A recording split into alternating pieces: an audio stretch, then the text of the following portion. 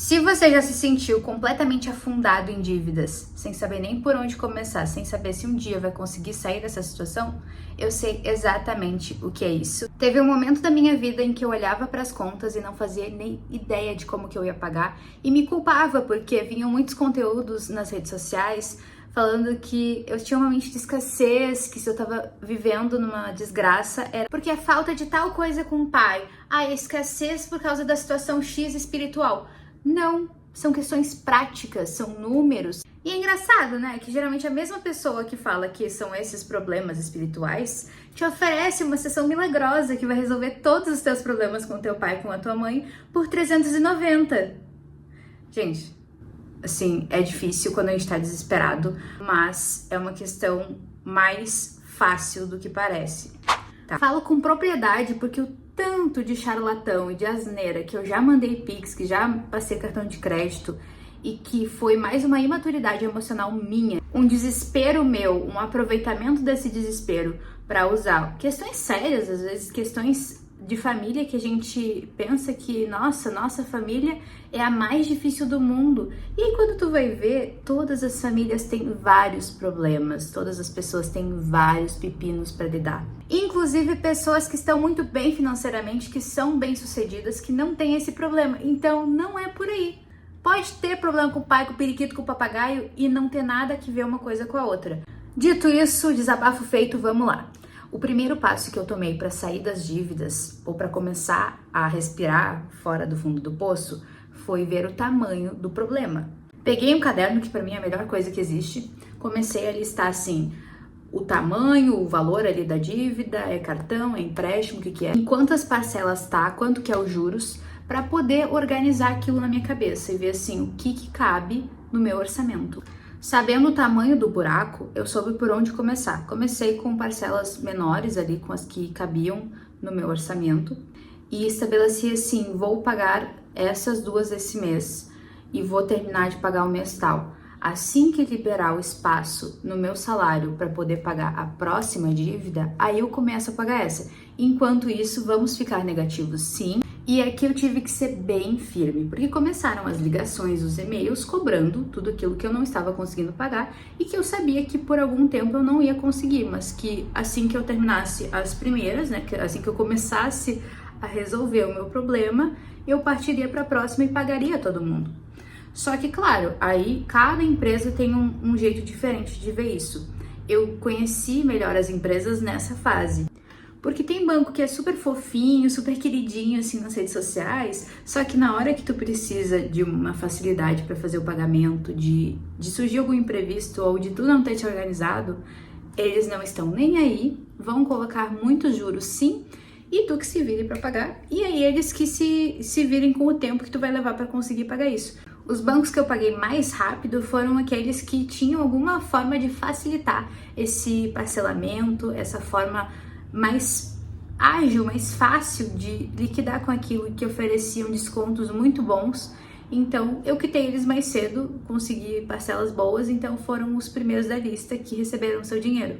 E esses primeiros também tem um detalhe em que no próprio aplicativo eu consegui essa facilidade para pagar. Eles já têm esse know-how de como agir quando a pessoa não consegue pagar e já oferece no próprio aplicativo na tua tela para que tu consiga achar uma forma de pagar.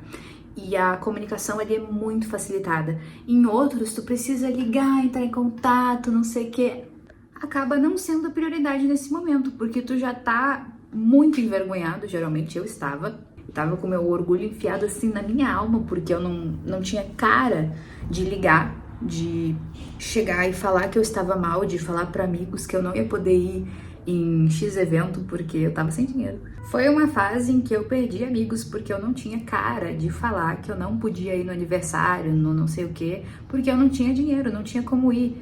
Eu tava vendendo o almoço para pagar a janta, literalmente, e não conseguia expressar isso para as pessoas porque para mim era muito complicado isso de, nossa, eu estudei tanto, eu me esforcei tanto, eu trabalho pra caramba e mesmo assim consigo não ter o tal do dinheiro, que coisa absurda. Foram muitas frustrações, mas encarar isso de uma outra forma me ajudou bastante a perseverar e continuar pagando conta por conta até chegar um momento em que elas vão parar. Porque se tu tem uma estratégia, se tu tem um plano, mesmo que seja desagradável, tem a questão da ligação, autoestima e tudo mais, vai terminar em algum momento, porque eu fiz literalmente uma lista de coisas pra pagar.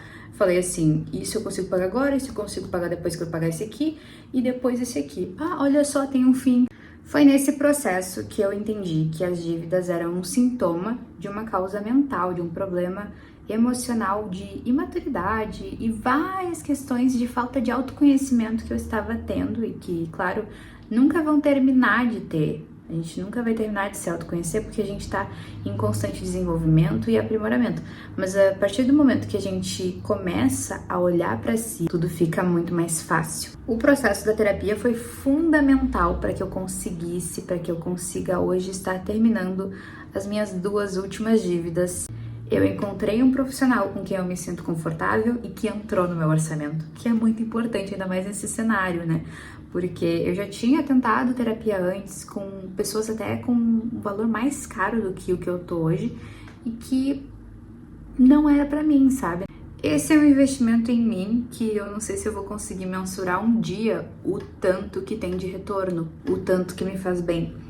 Porque eu lembro que quando eu comecei a terapia, eu fui me sentindo muito culpada de estar gastando dinheiro, sendo que ainda tem dívida para pagar, que ainda tem conta para pagar, mesmo que já estivesse em dia, sabe? Para mim foi muito difícil começar, foi bem desafiador, mas eu tava querendo me matar toda semana, então assim, tava bem urgente que eu tivesse essa ajuda.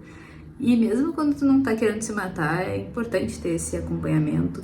No mês de outubro, que é o mês do meu aniversário, inclusive, vai ser a última parcela da faculdade que eu tinha pra pagar, que eu atrasei, enfim, tive vários problemas pra pagar, mas que tô finalizando esse ciclo agora. Já me formei e tudo mais, mas eu tava com essa conta aí, e aí só vai faltar o valor do empréstimo, que é a conta, a parcela mais alta que eu tive, e que eu vou terminar provavelmente ano que vem de pagar. Eu espero que antes, né? Vamos trabalhar bastante para que isso aconteça antes, pra gente poder pagar com o mínimo de juros possível.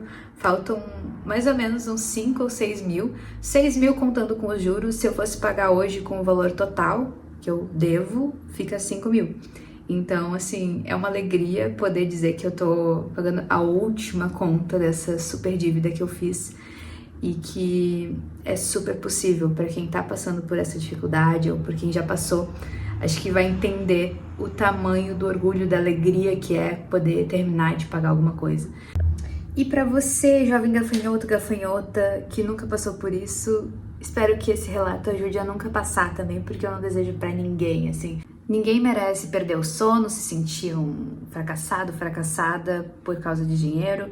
São questões que acontecem muito mais do que a gente imagina. A gente tem um nível de inadimplência no Brasil muito alto, justamente porque é muito fácil se endividar, porque agora mesmo eu todo dia recebo um e-mail ou alguma coisa do banco querendo que eu compre um consórcio, que eu faça um empréstimo novo, que eu tenha um cartão novo.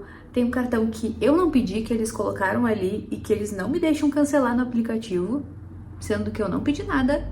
E vou cancelar porque ninguém precisa ter vários cartões. Eu entendo que tem muita gente que tem como tirar proveito ali da questão do cartão e que tem maturidade emocional, mas tem que avaliar caso a caso. Não dá pra sair falando que o cartão vai ser bom pra todo mundo, não dá pra falar que vai fazer mal pra todo mundo.